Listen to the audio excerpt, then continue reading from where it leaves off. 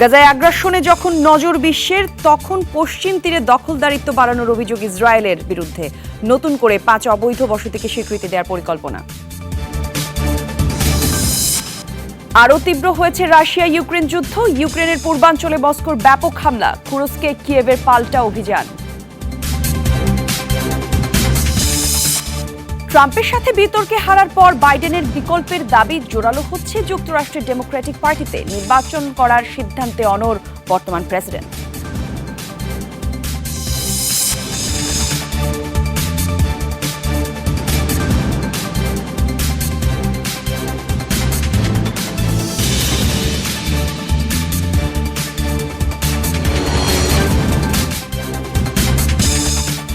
দর্শক, শিরোনাম দেখছিলেন এতক্ষণ, বিস্তারিত জানাবো জান্নাতুল কুলিয়াতের সাথে। গাজা উপত্যকার সুজাইয়া এলাকায় ফিলিস্তিনি স্বাধীনতাকামী গোষ্ঠী এবং ইসরায়েলি সেনাদের মধ্যে ব্যাপক লড়াই চলছে। দুপক্ষের তীব্র লড়াইয়ে এলাকাটিতে আটকা পড়েছেন হাজার হাজার বেসামরিক ফিলিস্তিনি। সংকট দেখা দিয়েছে খাবার এবং অন্যান্য প্রয়োজনীয় সরঞ্জামের। এদিকে ইসরায়েলের সামরিক বাহিনীর দাবি, গত একদিনে তাদের হামলায় প্রাণ গেছে বেশ কয়েকজন ফিলিস্তিনি যোদ্ধার। স্থল অভিযানের পাশাপাশি সুজাইয়াতে বিমান হামলাও চালিয়েছে ইসরায়েল। এছাড়া সেন্ট্রাল গাজা এবং রাফার দক্ষিণাঞ্চলেও চলছে আগ্রাসন। বৃহস্পতিবার সুজাইয়া এলাকায় অভিযান শুরু করে ইসরায়েলি বাহিনী। ফিলিস্তিনি যোদ্ধাদের হামলার বেশ কয়েকজন ইসরায়েল সেনার মৃত্যুও হয়েছে।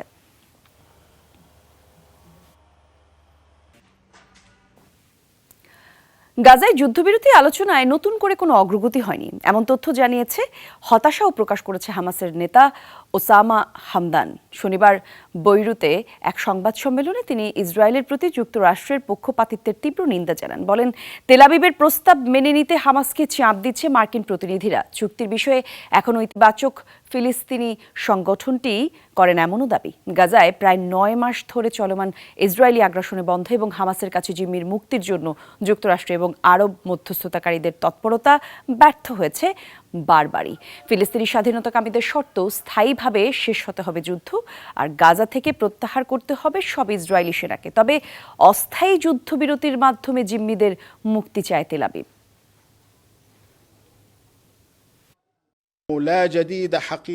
ইসরায়েলের প্রস্তাব কোনো শর্ত ছাড়া মানতে হামাসকে চাপ দিতে চায় মার্কিন প্রশাসন। এটাই তাদের কুৎসিত চেহারার নমুনা।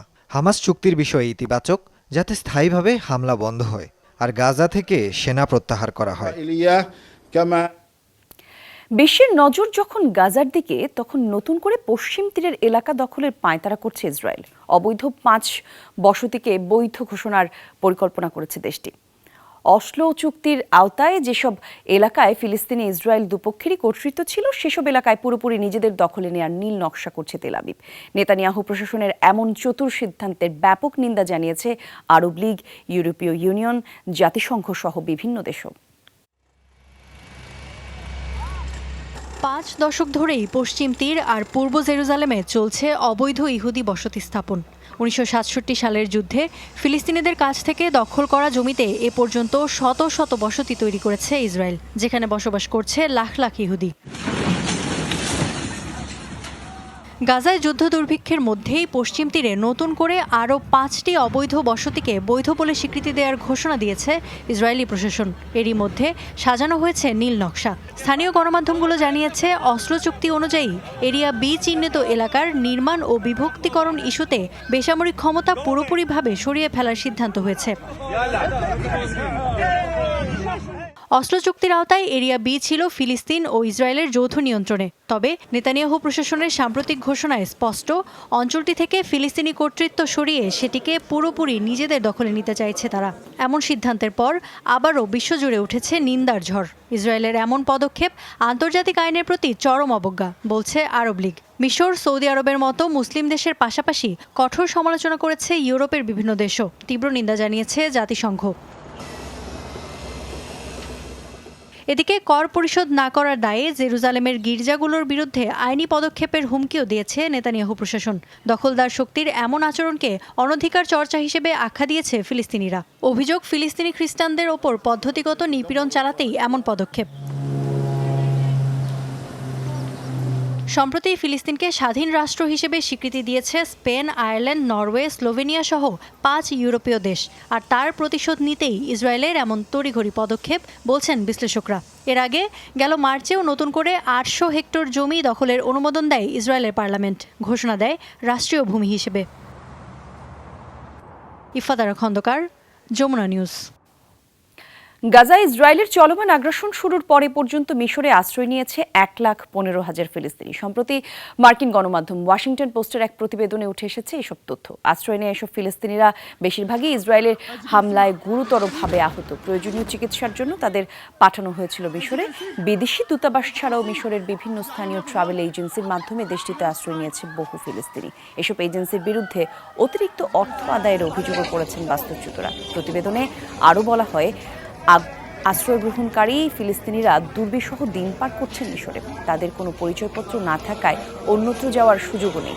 গত বছর অক্টোবরে গাজায় শুরু হয় ইসরায়েলি হামলায় বাস্তুচ্যুত ফিলিস্তিনির সংখ্যা ১৫ লাখের বেশি।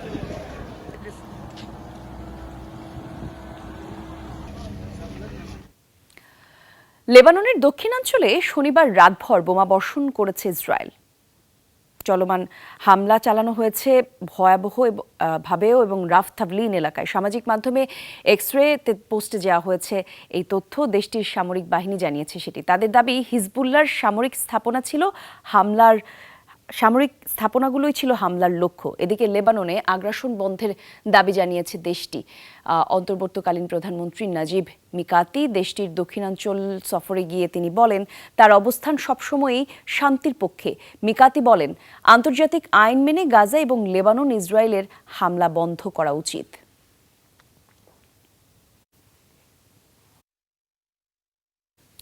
হামাসের হাতে জিম্মিদের মুক্তি এবং প্রধানমন্ত্রী নেতানিয়াহুর পদত্যাগের দাবিতে ব্যাপক বিক্ষোভ হয়েছে ইসরায়েলে। রাজধানীর তেল আবিবে রাস্তায় নামেন হাজারো বিক্ষোভকারী। এ সময় বিক্ষোভকারীদের হাতে ছিল জিম্মিদের ছবি এবং নেতানিয়াহু বিরোধী নানা প্ল্যাকার্ড। এ সময় এসব প্ল্যাকার্ডের লেখা ছিল, নেতানিয়াহুর কবল থেকে বাঁচানোর আকুতি। লেবানন ইস্যুতেও নেতানিয়াহু প্রশাসনকে ব্যর্থ বলে আখ্যা দেন বিক্ষোভকারীরা। বিক্ষোভকারীদের বাধা দেওয়ার চেষ্টা করে পুলিশ, যাতে দুপক্ষের মধ্যে ছড়ায় সংঘর্ষ। তবে কোনো হতাহতের খবর পাওয়া যায়নি এই ঘটনায়। কাউকে আটক করা হয়েছে কিনা জানানো হয়নি সে তথ্য।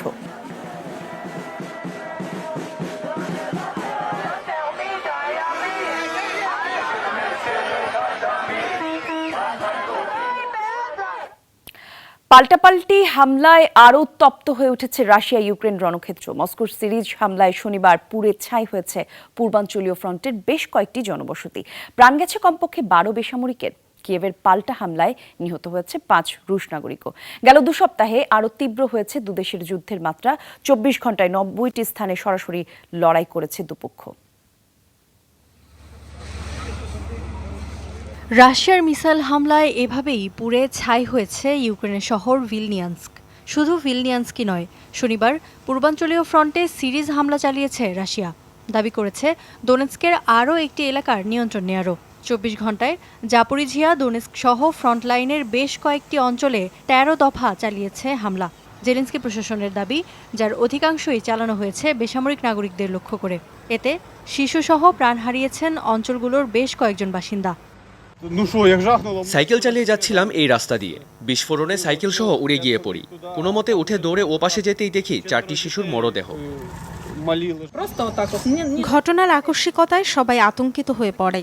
তারপর কিছুটা সামলে নিয়ে যত দ্রুত সম্ভব আহতদের হাসপাতালে নেয়ার কাজে লেগে যায়। ছোট্ট শিশুগুলো অত্যাচারীদের হামলায় প্রাণ হারালো। ওদের জীবনটা শুরু হওয়ার আগেই শেষ হয়ে গেল।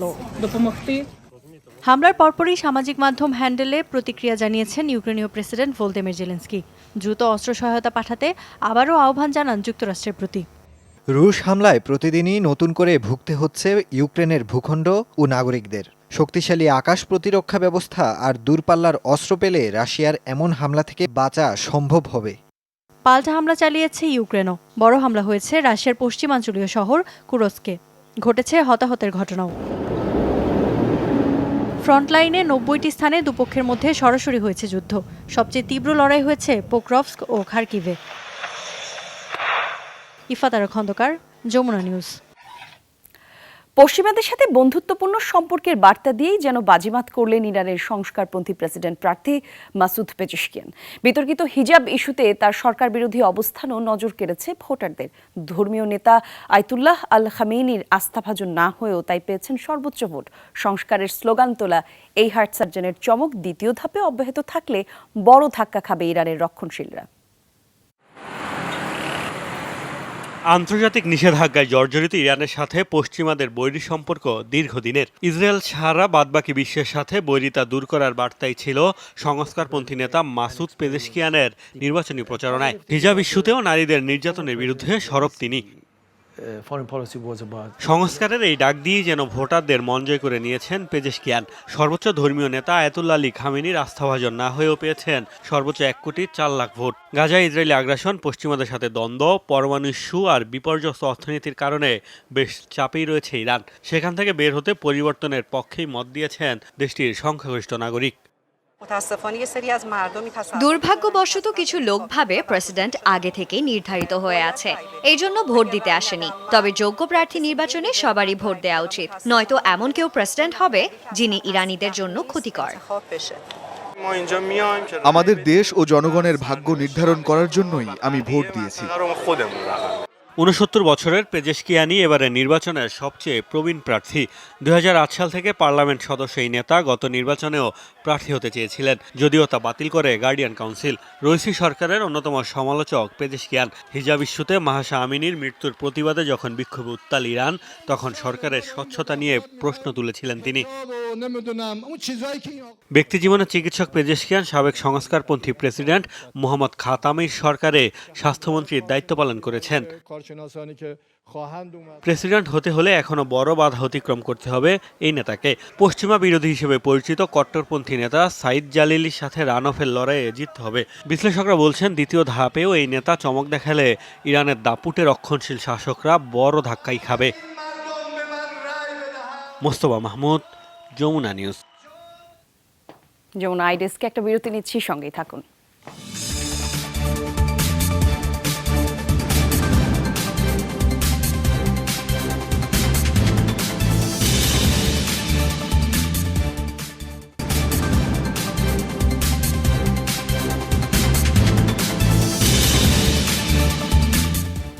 আবারও স্বাগত দেখছেন যমুনা আইডেস্ক।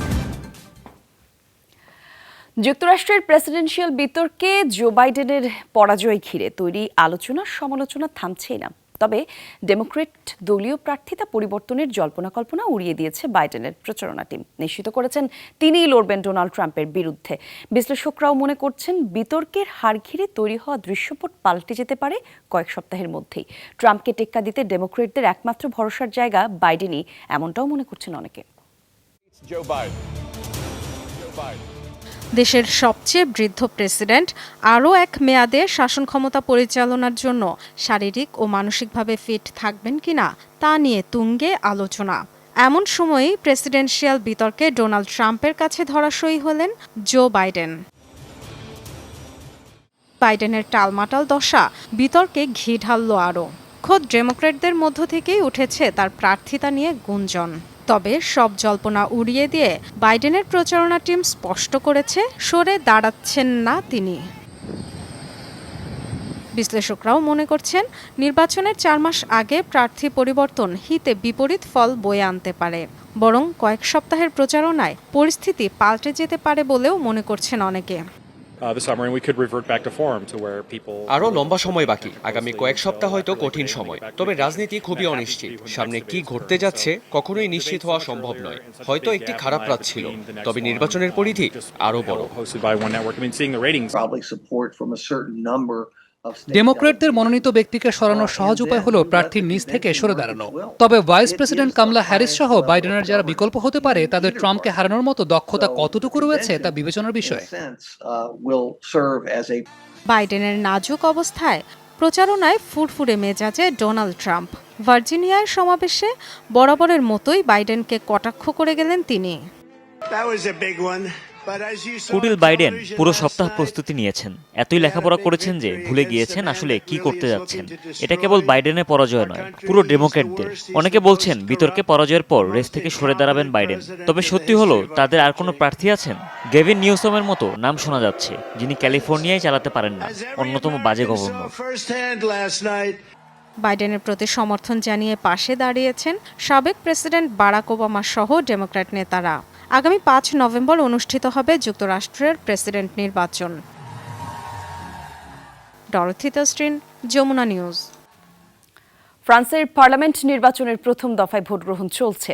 রোববার স্থানীয় সময় সকাল 8টায় শুরু হয় ভোটাভুটি। এর আগে শনিবার ভোটাধিকার প্রয়োগ করেন বিভিন্ন দেশের বসবাসরত ফরাসিরা। সাধারণত প্রেসিডেন্ট নির্বাচনের পর অনুষ্ঠিত হয় ফ্রান্সের জাতীয় নির্বাচন। তবে সম্প্রতি ইউরোপীয় ইউনিয়নের নির্বাচনে ভরাডুবির পর পার্লামেন্ট ভেঙে দেন প্রেসিডেন্ট ইমানুয়েল ম্যাক্রন। বিভিন্ন জনমত জরিপ বলছে পার্লামেন্টের সংখ্যাগরিষ্ঠতা পাবে ম্যারি লু পেনের কট্টর ডানপন্থী দল ন্যাশনাল র্যালি।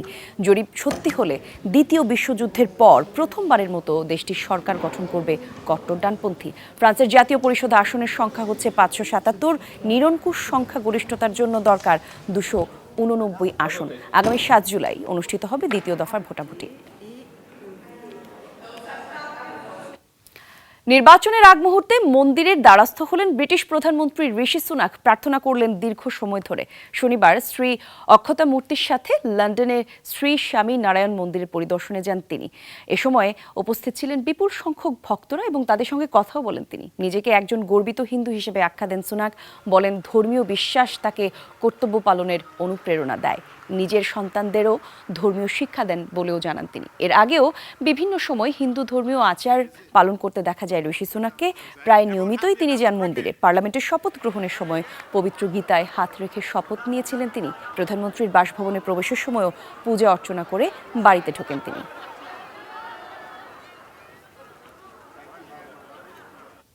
যুক্তরাষ্ট্রের সাথে দক্ষিণ কোরিয়া এবং জাপানের সম্পর্ককে ন্যাটোর এশিয়ার ভার্সন হিসেবে আখ্যা দিয়েছে উত্তর কোরিয়া। কোরীয় উপদ্বীপের 3টি দেশের সামরিক মহড়ায় নিন্দা জানিয়েছে পিয়ংইয়ং। এমন পদক্ষেপে অঞ্চলটির শান্তি এবং স্থিতিশীলতা নষ্ট করছে বলে দাবি দেশটির। রোববার দেশটির রাষ্ট্রীয় গণমাধ্যম KCNA প্রকাশ করেছে উত্তর কোরিয়ার পররাষ্ট্র দপ্তরের বিবৃতি। সেখানে বলা হয়, যুক্তরাষ্ট্রের নেতৃত্ব এমন সামরিক তৎপরতা মেনে নেবে না পিয়ংইয়ং। বৃহস্পতিবার অঞ্চলটির সমুদ্রসীমায় বড় আকারের সামরিক মহড়া শুরু করেছে যুক্তরাষ্ট্র, দক্ষিণ কোরিয়া এবং জাপান। ফ্রিডম এইজ নামের মহড়ায় অংশ নিয়েছে 3 দেশের অত্যাধুনিক নেভি ডিস্ট্রয়ার এবং ফাইটার জেট। যোগ দিয়েছে মার্কিন aircraft carrier Theodore Roosevelt. Missile, submarine এবং বিমান হামলা ঠেকানোর কৌশল ঝালাই করছে 3 দেশের সেনারা।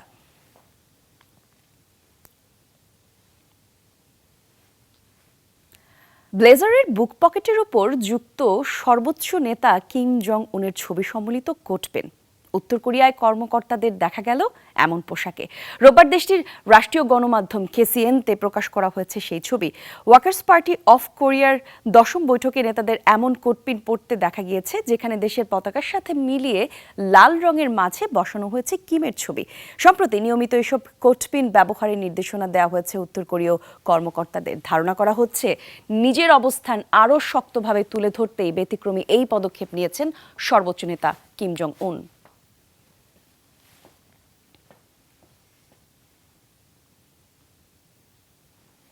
দর্শক, যমুনা আইডেস্কে আরো একটা বিরতি নিচ্ছি, সঙ্গেই থাকুন।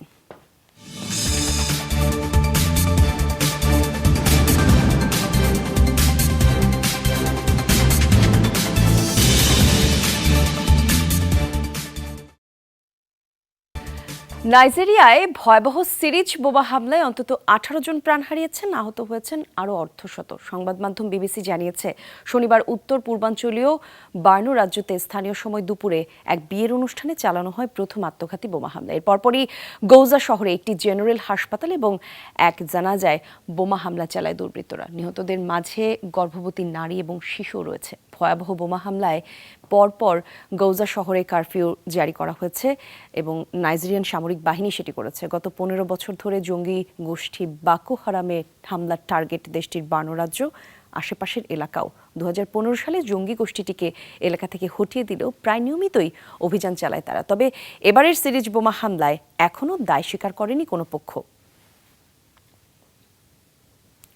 ভারী বৃষ্টিপাতের কারণে আবারও ভয়াবহ বন্যার কবলে পড়ছে চীনের গুইঝু প্রদেশ। জারি করা হয়েছে জরুরি অবস্থা। নিরাপদ আশ্রয়ে সরিয়ে নেওয়া হয়েছে কয়েক হাজার মানুষকে। দক্ষিণ পশ্চিমাঞ্চলীয় প্রদেশটিতে শুক্রবার থেকে শুরু হয়েছে টানা বৃষ্টিপাত। 2 দিনের বৃষ্টিতে তৈরি হয়েছে ব্যাপক জলাবদ্ধতা। শিবিং কাউন্টিতে বেড়ে গেছে ওয়াং নদীর পানি। প্লাবিত হয়েছে আশেপাশের নিচু এলাকাগুলো, তলিয়েছে বাড়িঘর এবং রাস্তাঘাট। পানিবন্দী হাজার হাজার মানুষ। আর ভূমিধস হয়েছে বিভিন্ন অঞ্চলে, উপড়ে পড়েছে বহু গাছপালা। তীব্র পানির তোড়ে ভেসে গেছে ছোট ছোট ঘরবাড়িও। বিধ্বস্ত গুরুত্বপূর্ণ অনেক সড়ক, একই সাথে যোগাযোগ ব্যবস্থাও ভেঙে পড়ায় ব্যাহত হচ্ছে উদ্ধার অভিযান।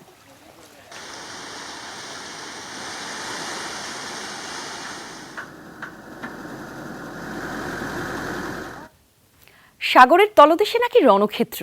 প্রথম দেখায় ভ্যাবাচেকা খেয়ে যেতে পারেন যে কেউ।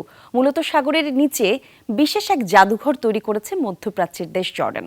লোহিত সাগরের তলদেশে 5 থেকে 28 মিটার গভীরতায় ছড়িয়ে ছিটিয়ে রয়েছে নানা রকমের সাজোয়া যান, ট্রাঙ্ক সহ যুদ্ধে ব্যবহৃত বিভিন্ন সরঞ্জাম, যা দিনে দিনে জনপ্রিয় হয়ে উঠছে স্কুবা ডাইভারদের কাছে। নিজের দেশের ভ্রমণ পিপাসুদের পাশাপাশি আকৃষ্ট করছে বিদেশি পর্যটকদেরও। সমুদ্রের তলদেশে যেন যুদ্ধের মহড়া। কি নেই, ট্যাঙ্ক থেকে শুরু করে সাজোয়া যান, এমনকি হেলিকপ্টারও জড়ো করা হয়েছে। তাহলে কি পানির নিচে নতুন কোনো শত্রুর সন্ধান পেয়েছে জর্ডান? যে কারো মনেই জাগতে পারে এমন প্রশ্ন। মূলত পর্যটক আকর্ষণে সমুদ্রের নিচে এই সামরিক জাদুঘর গড়ে তুলেছে জর্ডান। জাদুঘরটিতে প্রদর্শিত হচ্ছে যুদ্ধে ব্যবহৃত 19টি যানসহ বেশ কিছু সরঞ্জাম। সত্যিকার যুদ্ধের ময়দানের কৌশলগত গঠনের অনুকরণেই সাজানো হয়েছে সেগুলোকে। কর্তৃপক্ষ জানায় জাদুঘরে যানগুলো পৌঁছানোর প্রস্তুতি সম্পন্ন হয়েছে মাত্র 1 মাসে। যানগুলোকে ডোবাতে সময় লেগেছে কেবল 7 দিন। ট্যাঙ্ক, সাজোয়া যান ছাড়াও রয়েছে অ্যাম্বুলেন্স, সামরিক crane, troop carrier, anti aircraft সহ বহু কিছু। পর্যটকদের কাছে আকর্ষণীয় হিসেবে গড়ে তুলতে 5 থেকে 28 মিটার গভীরতায় বিস্তীর্ণ এলাকা জুড়ে সাজানো হয়েছে ভিন্ন ধারার এই জাদুঘরটি। সম্প্রতি যা পরিণত হয়েছে এই অঞ্চলের স্কুবা ডাইভারদের মূল আকর্ষণে। দেশীয়দের পাশাপাশি বাড়ছে বিদেশি পর্যটকদের আনাগোনাও। বিশেষ এই জাদুঘর যাতে সামুদ্রিক পরিবেশে ক্ষতিকর না হয় নিশ্চিত করা হয়েছে সেটিও। বহুদিন ধরে যুদ্ধে আর ব্যবহৃত হচ্ছে না এমন সব যানকেই বেছে নেওয়া হয়েছে জাদুঘরটির জন্য। বিস্ফোরক বা তেজস্ক্রিয় উপাদান পুরোপুরিভাবে নিষ্ক্রিয় করেই সেগুলোকে পাঠানো হয়েছে সাগরের তলদেশে। 2019 সালে দর্শনার্থীদের জন্য উন্মোচিত হয় জাদুঘরটি। জর্ডানের এই জাদুঘরটি সমুদ্রের তলদেশে নির্মিত বিশ্বের প্রথম সামরিক জাদুঘর। ইফাতারা খন্দকার, যমুনা নিউজ। দর্শক, এই ছিল যমুনা আই ডেস্কে। এতক্ষণ সঙ্গে থাকার জন্য ধন্যবাদ।